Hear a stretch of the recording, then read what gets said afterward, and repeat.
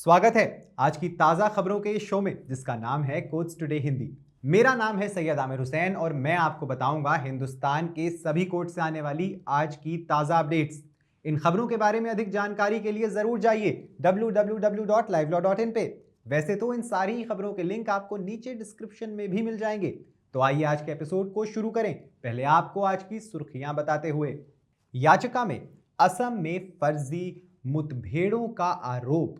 Supreme court ने पूछा, मुद्दा यह है कि क्या यूपीसीएल के दिशा निर्देशों का पालन किया गया था। पहली शादी कानूनी रूप से भंग ना होने पर भी पहले पति से अलग हुई पत्नी दूसरे पति से भरण पोषण का दावा कर सकती है। सुप्रीम कोर्ट, हमारे देश में नाबालिग बलात्कार पीड़िता किसी को झूठा फंसाने के बजाय चुपचाप रहना पसंद करेगी। Allahabad high court, Bombay high court ने फोक्सवैगन इंडिया की 1.4 बिलियन डॉलर कर मांग की चुनौती देने की याचिका को सुनवाई करने पर सहमति दी। सुप्रीम कोर्ट ने पंजाब के पूर्व सीएम हत्याकांड मामले में दोषी की तिहाड़ जेल से स्थानांतरण की याचिका में चंडीगढ़ केंद्र शासित प्रदेश को पक्षकार बनाने का निर्देश दिया। आज की खबरों की शुरुआत में आसाम में फर्जी मुठभेड़ों का मुद्दा उठाने वाले एक मामले की सुनवाई करते हुए सुप्रीम कोर्ट ने कल संकेत दिया कि विचार करने का एकमात्र मुद्दा यह है कि पीयूसीएल बनाम महाराष्ट्र राज्य पुलिस मुठभेड़ों की जांच से संबंधित में उसके द्वारा निर्धारित दिशा निर्देशों का अनुपालन किया गया था या नहीं। न्यायमूर्ति सूर्यकांत ने कहा, हम गुण दोष के आधार पर कोई राय नहीं बनाने जा रहे हैं। हम ऐसा नहीं कर सकते।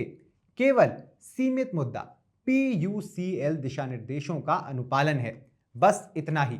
न्यायमूर्ति सूर्यकांत और न्यायमूर्ति एन कोटेश्वर सिंह की पीठ गुवाहाटी उच्च न्यायालय के आदेश के खिलाफ दायर एक विशेष अनुमति याचिका पर सुनवाई कर रही थी, जिसके तहत याचिकाकर्ता की इसी मुद्दे को उठाने वाली जनहित याचिका खारिज कर दी गई थी। कथित तौर पर उच्च न्यायालय का विचार था कि कथित घटनाओं की कोई अलग जांच की आवश्यकता नहीं है, क्योंकि राज्य के अधिकारी प्रत्येक मामले में जांच कर रहे थे।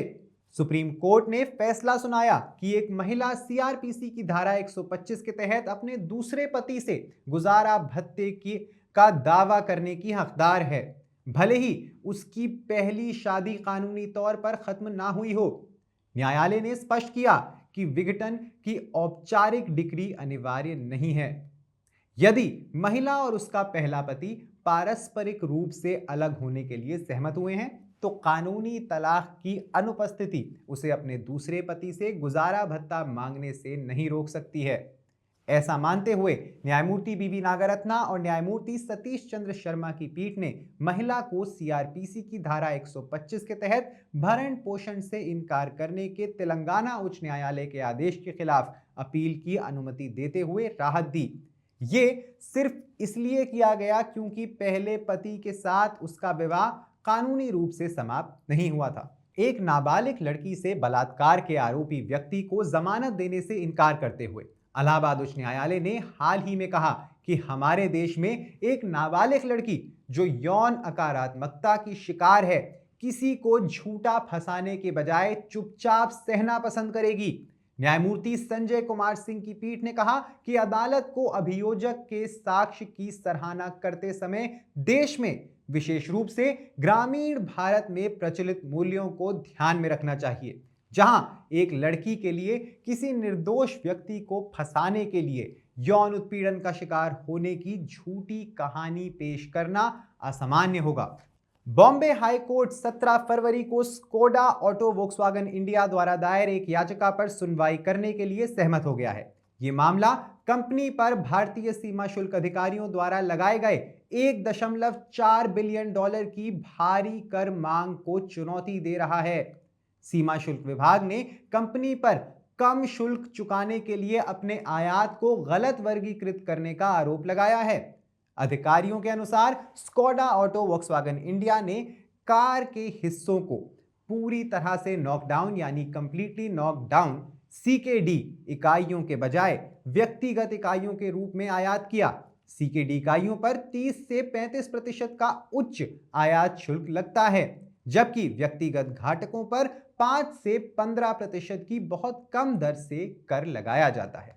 सुप्रीम कोर्ट ने कल 4 फरवरी को कहा कि 1995 में पंजाब के पूर्व मुख्यमंत्री बेअंत सिंह और 16 अन्य लोगों की हत्या के दोषी जगतार सिंह हवारा द्वारा तिहाड़ जेल से पंजाब की किसी भी जेल में स्थानांतरण के लिए दायर याचिका में केंद्र शासित प्रदेश चंडीगढ़ को एक पक्षकार बनाया जाना चाहिए। न्यायालय ने चंडीगढ़ प्रशासन की आवश्यकता पर ध्यान दिया, क्योंकि हवारा पर मुकदमा चलाया गया था और उसे चंडीगढ़ की बुधैल जेल में रखा गया था, जहां से बाद में उसे दिल्ली स्थानांतरित कर दिया गया था। याचिकाकर्ता को यूटी प्रशासन को भी एक पक्ष बनाने के लिए कहा गया है। कोर्ट ने एनसीटी दिल्ली और केंद्र सरकार को चंडीगढ़ प्रशासन के साथ 4 सप्ताह के भीतर जवाब दाखिल करने का निर्देश दिया है। ज्यादा जानकारी के लिए सब्सक्राइब करिए हमारा यूट्यूब चैनल या विजिट करिए हमारी वेबसाइट www.livelawin, जहां आप इन सारी खबरों के बारे में अच्छे से जान सकते हैं। लाइव लॉ हिंदी पे आपको हिंदी में सारी ताजा अपडेट्स भी मिल जाएंगी। अगर आपको ये वीडियो पसंद आया है तो इसे लाइक करिए और कमेंट करिए अपने व्यूज। हमें यूट्यूब पर सपोर्ट करने के लिए हमारे वीडियो को शेयर करिए। आप हमें सपोर्ट करके लीगल जर्नलिज्म को प्रमोट कर सकते हैं। धन्यवाद।